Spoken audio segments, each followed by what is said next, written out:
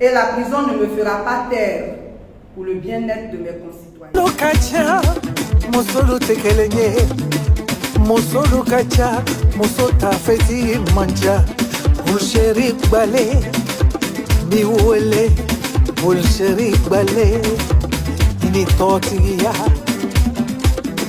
Femme d'Afrique,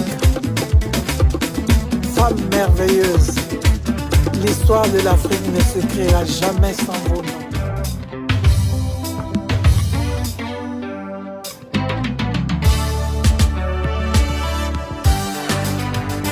Marchons, marchons, marchons pour l'honneur de la patrie. Debout, oui debout, debout pour notre dignité. La Côte d'Ivoire, mon beau pays, pays de l'hospitalité. Unissons nos voix comme un seul homme pour porter très haut notre drapeau.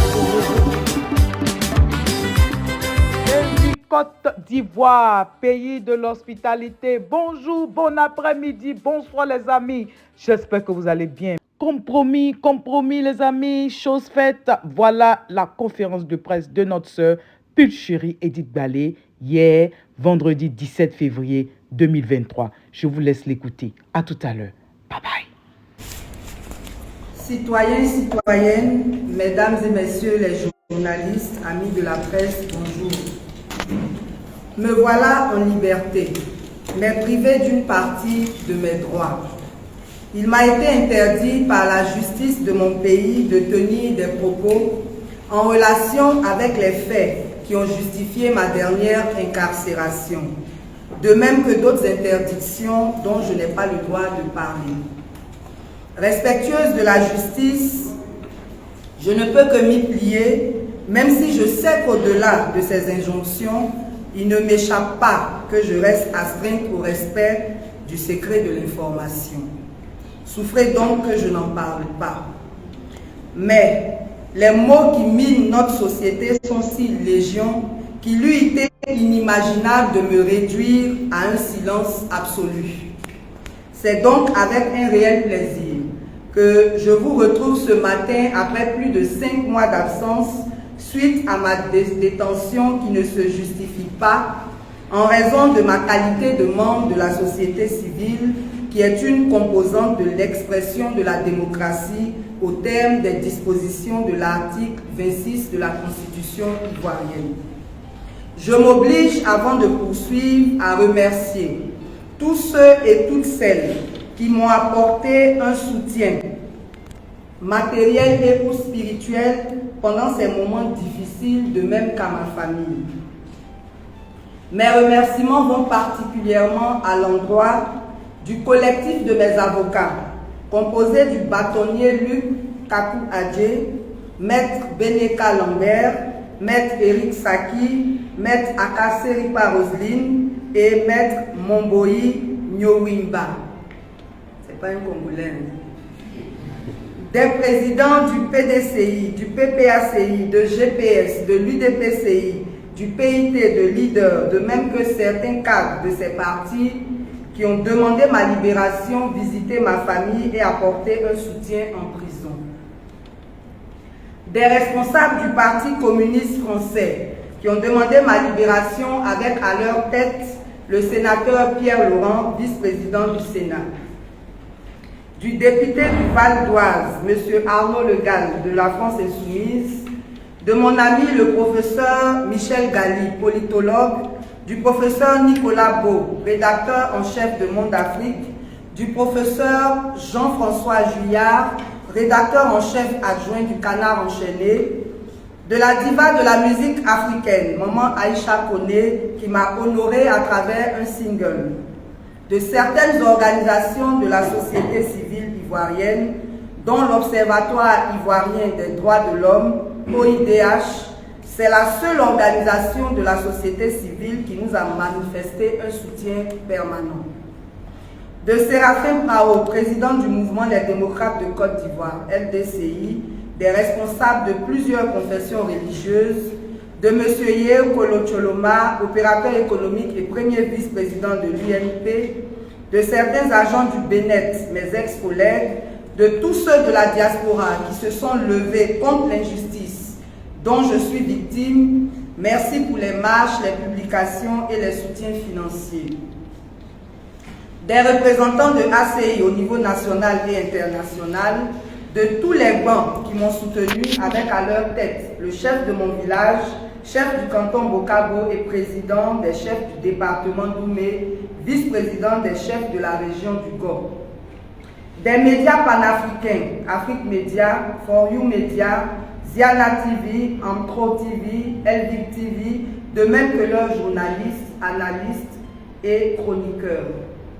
De la diaspora africaine, panafricaine, en Europe, Kémy Seba, Nathalie Yang, Moizoulou Dipanda, Egunchi Béanzin, Donald l'Empereur, Philento Diallo, Mireille Liliane Saki, Franklin Yamsi, Doyo, Doyen Doro, Amazon Barretta et toutes les organisations panafricanistes qui ont manifesté en Europe et aux États-Unis. Des sociétés civiles maliennes, burkinabées et béninoises qui ont été particulièrement actives. De toute la presse nationale, particulièrement Live TV, Le Nouveau Réveil, Dernière Heure Monde, La Voix Originale et Afrique Soir Net. De tous les cyberactivistes, je ne citerai pas de nom, de peur d'en oublier. De tous ces admirables followers qui ont relayé mon infortune afin d'alerter l'opinion nationale et internationale sur ma situation. Vous m'avez rassuré sur la nécessité de mon combat. De tous ceux encore en prison qui m'ont soutenu et qui continuent de me soutenir. De tous ceux qui ont prié pour ma famille et moi et réclamé ma libération. Enfin, de tous les anonymes qui m'ont accompagné et soutenu parce que ce combat est le nôtre. Citoyens, citoyennes, notre véritable liberté passe par une lutte acharnée contre la cherté de la vie et donc contre la faim. Le père de la Côte d'Ivoire moderne aimait rappeler qu'un homme qui a faim n'est pas un homme libre. La cherté de la vie est devenue intenable. Sachez que je ne trahirai jamais le peuple et je reprendrai la lutte là où je l'ai laissée. En effet, citoyens, citoyennes, mesdames et messieurs de la presse, la liberté d'expression est un droit constitutionnel et c'est la société civile qui exerce ce droit sans pression pour assumer son rôle de contrôle de l'action publique. La société civile est aussi un acteur constitutionnel et le rôle de la société civile, c'est d'être le prolongement de l'État pour le développement, éduquer et former, éveiller les consciences, mais surtout contrôler l'action publique. Pourquoi contrôler l'action publique? Contrôler l'action publique garantit la bonne gouvernance, la défense des valeurs qui caractérisent l'état de droit et garantit la paix sans laquelle aucun développement n'est possible. Je suis donc dans mon rôle d'acteur de la société civile et de défenseur des droits de l'homme, protégé par la loi 2014-388 du 20 juin 2014 portant protection et promotion des défenseurs des droits de l'homme. Laquelle loi, en son article 3, m'autorise à m'exprimer sur les questions touchant les libertés et les droits fondamentaux de mes concitoyens. Ainsi, mon combat pour la liberté d'expression dans un État démocratique et respectueux des droits de l'homme ne s'arrêtera pas et la prison ne me fera pas taire pour le bien-être de mes concitoyens. Rien donc n'entamera mon engagement et ma détermination à œuvrer pour une meilleure gouvernance de la Côte d'Ivoire. Pour ce faire, mes avocats mèneront toutes les batailles juridiques pour faire triompher mon droit à la liberté d'expression et personne ne me fera taire sur les questions liées à la cherté de la vie, aux injustices et aux abus de pouvoir, aux violations constitutionnelles, à la réconciliation nationale qui est restée un slogan, à la caporalisation des médias d'État, au déguerpissement abusif à cause de la course aux infrastructures, au statut de la magistrature, au mal-être social qui se traduit par la migration des jeunes et les suicides devenus récurrents, l'incivisme et à l'actualité socio-politique. Sorti de prison, je suis libre de jouir de mes libertés et droits fondamentaux que j'exerce comme tous les citoyens devraient être libres de les exercer.